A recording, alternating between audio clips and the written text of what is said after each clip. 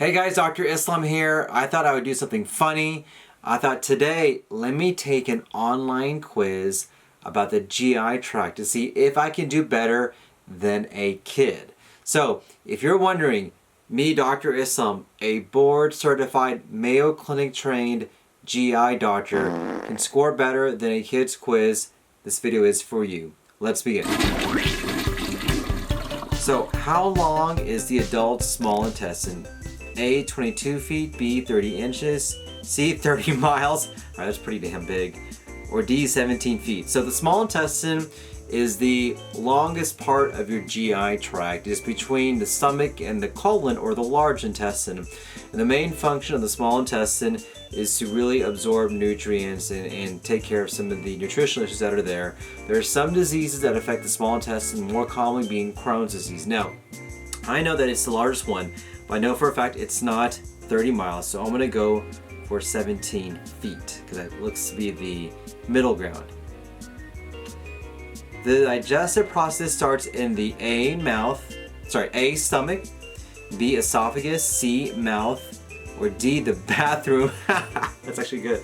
I think that's where the digestive process ends. So I'm going to pick the mouth, because in the stomach we have salivary glands, which are glands that help you make saliva, and in there's certain enzymes that can help you digest nutrients whenever we first eat, or whenever we first actually see food. So I'm going to pick the mouth. Alright, the liver's role is to A, mash up food. Well, that's actually the role of the mouth. B, turn water into food. I have never heard of being able to turn water into food. I think if you can do that, you may be a religious figure. C, help the stomach. I'm not sure exactly how.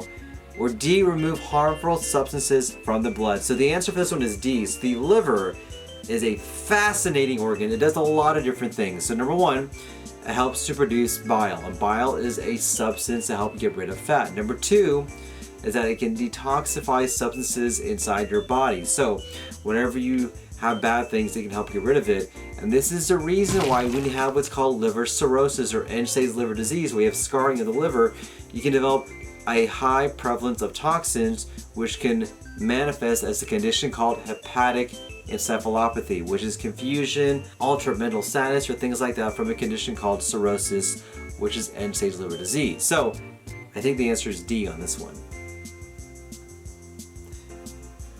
Number 4, when they reach the stomach, mashed up food or particles mixed with guava juice. It's a little weird, I don't think so.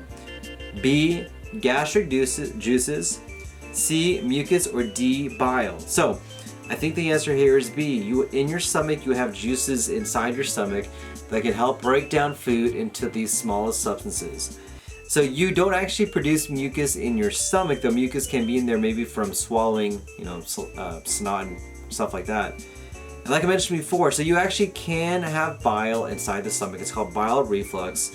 Though keep in mind the bile is usually stored in the gallbladder and produced in the liver. And this is why for a lot of my patients who've had their gallbladder removed, they can have worsening diarrhea, which is called bile acid diarrhea. And the reason this occurs is that gallbladder is an organ that stores bile. If you lose that organ, that bile goes in two different areas. Either refluxes up into the stomach to cause reflux, or it can go into the colon to cause diarrhea. But I think the answer is B. Oh man, they love bile. I don't know why. So bile is made in the A, large intestine. No, we talked about where. It's coming up. B, the stomach. C, the liver. Bing, bing, bing, bing, bing. That's where it's at. Or D, all the above. No, it is C. And keep in mind, bile is made in the liver, but it's stored in the gallbladder. At least I hope I'm right. Man, I'm making a lot of assumptions on this. I hope I'm right.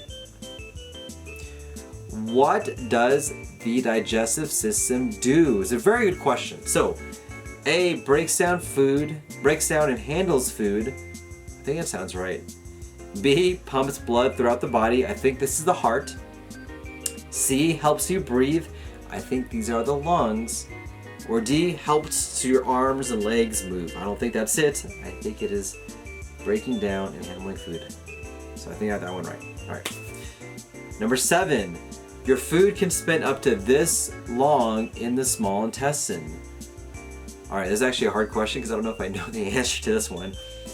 A, 4 minutes, maybe. B, 4 months. I don't think this is true. Number one, for a number of different reasons. You shouldn't be holding things in your small intestine for 4 months. I think if you do, that's kind of messed up and something's going on. C, 4 seconds. Well, it's pretty quick for that.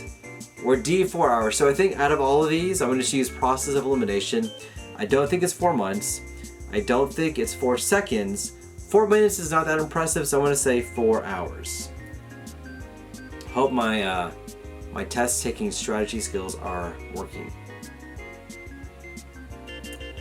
What tube moves food from the back of your throat to the stomach?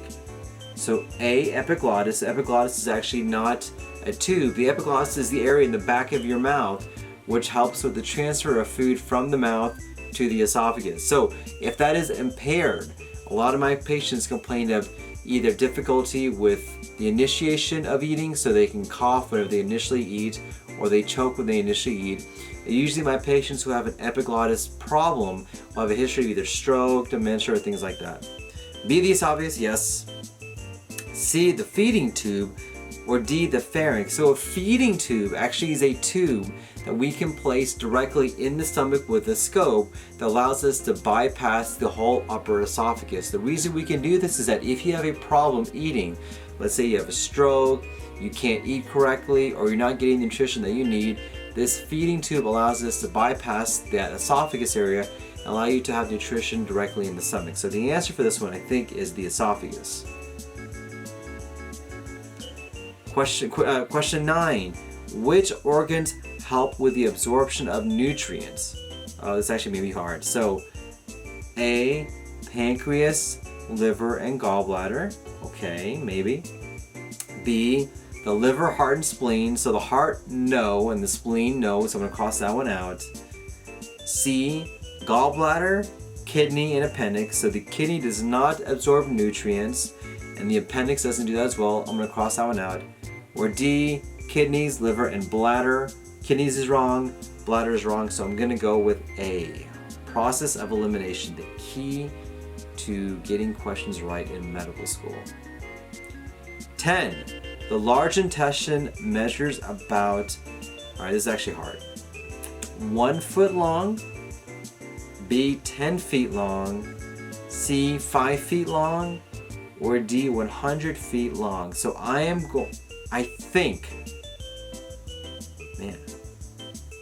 think I'm between B and C here. All right, I'm gonna go with 5. I'm gonna go with 5 feet long. I don't know.